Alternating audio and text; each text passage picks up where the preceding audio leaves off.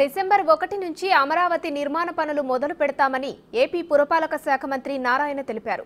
రాజధాని నిర్మాణానికి 60,000 కోట్లు ఖర్చవుతుందని అంచనా వేస్తున్నామన్నారు. 4 ఏళ్లలో రాజధాని నిర్మాణం పూర్తి చేయాలని టార్గెట్గా పెట్టుకున్నామన్నారు. అమరావతితో పాటు ఏకకాలంలో 26 జిల్లాల అభివృద్ధి లేఅవుట్లు, భవన నిర్మాణాలకు అనుమతులు సరళతరం చేస్తామని నారాయణ తెలిపారు. మీ అందరికీ తెలుసు, అమరావతి రాజధాని కృష్ణానది పక్కన ఇటు గుంటూరు అండ్ విజయవాడ మధ్యలో నిర్ణయించింది.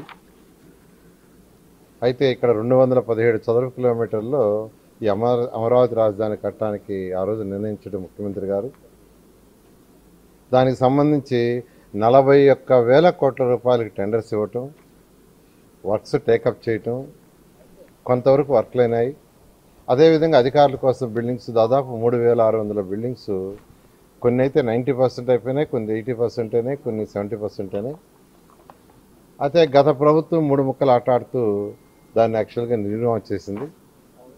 అయితే మళ్ళా ప్రభుత్వం వచ్చే ముందే ముఖ్యమంత్రి గారు చాలా క్లియర్గా చెప్పారు, ప్రభుత్వం రాగానే వెంటనే అమరావతిని టేకప్ చేస్తామని రైతు సోదరులందరికీ చెప్పడం జరిగింది. ఎందుకంటే ఇక్కడ రైతు సోదరులు కేవలం 58 రోజుల్లో 58 డేస్లో వాళ్ళు 34,000 ఎకరాలు ల్యాండ్ ఇచ్చారు. ఎందుకంటే మా ముఖ్యమంత్రి గారి నమ్మకంతో. అయితే దానికి తగ్గట్టుగానే మేము ఇక్కడ డెవలప్ చేయడానికి అన్ని విధాలు చేసి టెండర్లు ఇచ్చి 41 కోట్ల రూపాయలకి టెండర్లు ఇచ్చి దాదాపు ఒక 5,000 కోట్ల రూపాయలు కూడా పే చేయటం జరిగింది.